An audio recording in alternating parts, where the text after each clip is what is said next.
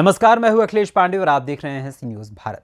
खबर महाराष्ट्र के अहमदनगर जिले से है, जहां पाथर्डी स्थित संस्कार भवन कार्यालय में अहमदनगर के स्थानीय अखबार संपादक सुधीर लंके की उपस्थिति में लोकतंत्र के चौथे स्तंभ यानी कि पत्रकारिता क्षेत्र से जुड़े शिवगांव पाथर्डी के पत्रकारों का पत्रकारिता के जनक आचार्य बाल शास्त्री जाम्भेकर की जयंती के अवसर पर एक विशेष कार्यक्रम आयोजित कर सम्मान किया गया, जिसमें एडवोकेट प्रताप काका ढाकणे ने वरिष्ठ पत्रकार श्यामराव पुरोहित, अविनाश मंत्री उमेश मारेगांवकर, कैलाश बुधवंत, शिवगांव तालुका समेत पाथर्डी तालुका के पत्रकारों को सम्मानित किया।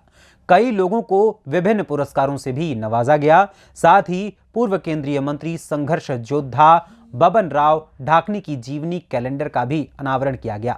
वहीं इस अवसर पर एडवोकेट प्रताप काका ढाकणे, ऋषिकेश ढाकणे, शिवशंकर राजले, गहिनी नाथ सिरसाठ, रत्नमाला उदामले, सविता ताई भापकर, बंडू भाऊ बोरुडे, शरद सोनवड़े सहित बड़ी संख्या में पत्रकार उपस्थित रहे। लोकांचा हक्क शाबूत राहिला पाहिजे। आज जगभर पत्रकारितेच्या स्वातंत्र्याबद्दल चर्चा सुरू आहे। आज मितीला 560 पत्रकार डिटेन केले गेले आहेत, तुरुंगामध्ये आहेत 560 पत्रकार वेगवेगळ्या कारणास्तव। कुणावरती खरे आरोप लावलेत, कुणावरती खोटे आरोप लावलेत आणि तुरुंगात डांबून ठेवले आहेत। आपल्याकडे पण काही पत्रकारांवर अगदी राजद्रोहाचे खटले भरले गेले। आज मितीला आपल्या भारतामध्ये वृत्तपत्र मासिक यांची संख्या 1,46,000 आहे। रजिस्टर अविनाशजी, रजिस्टर मीडिया वृत्तपत्र नियतकालिक सगळे 1,46,000, किती मोठी ताकद आहे। संसदेतील खासदारांची संख्या किती कमी पहा, आमदारांची संख्या किती कमी पहा प्रत्येक राज्यातील।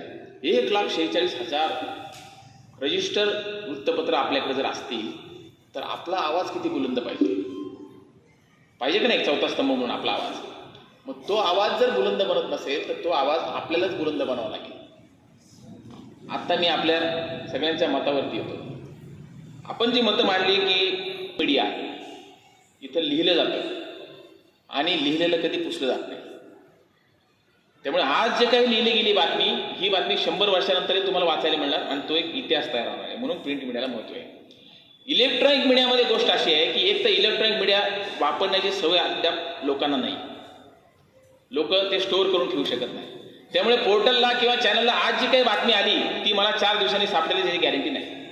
आणि जरी समजा माझ्याकडनं काही चूक झाली इलेक्ट्रॉनिक मीडियाची बातमी येताना, आम्ही ऑनलाईनला पण बातम्या करतो काका, समजा चूक झाली आपल्या बातमीत, लगेच फोन येतो, अहो तुमची ती आकडेवारी चुकली, तुमची ऑनलाईनला जी बातमी आली, आम्ही दुसऱ्या मिनिटाला ती करेक्ट करतो लगेच आकडेवारी आणि सुधारित बातमी टाकतो, अपडेशन करतो त्याच्यामध्ये। अशी अपडेशनची संधी प्रिंट मीडियाला नाही। एकदा छापलं, सकाळी स्टॉलवर अंक आला, संपलं। चूक जर झाली असेल दुसऱ्या दिवशी माफीच मागायची लिखित। इलेक्ट्रॉनिक मीडियाला ती संधी आहे। म्हणून लोक जे आज प्रिंट मीडियाला महत्त्व देतात त्याचं कारण असं आहे की हा शाश्वत पुरावा आहे, न्यायालयामध्ये सुद्धा तो ग्राह्य धरला जातो, बरोबर। त्यामुळे प्रिंट मीडियाचं महत्त्व हे कमी होऊ शकत नाही। याचा अर्थ इलेक्ट्रॉनिक मीडियाचं महत्त्व कमी आहे असं नाही, त्याचा वापर कसा करता येईल मी तुम्हाला पुढे सांगतो। अहमदनगर महाराष्ट्र से सी न्यूज संवाददाता जयप्रकाश बागडे की रिपोर्ट।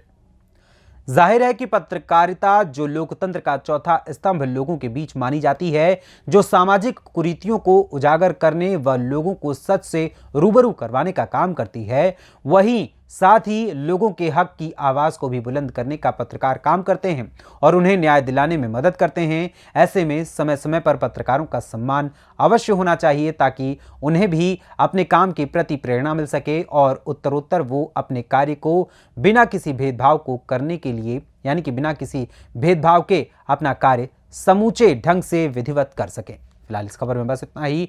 देश दुनिया की तमाम खबरों के लिए देखते रहें सी न्यूज़ भारत। हर खबर आपके साथ, आपके हाथ।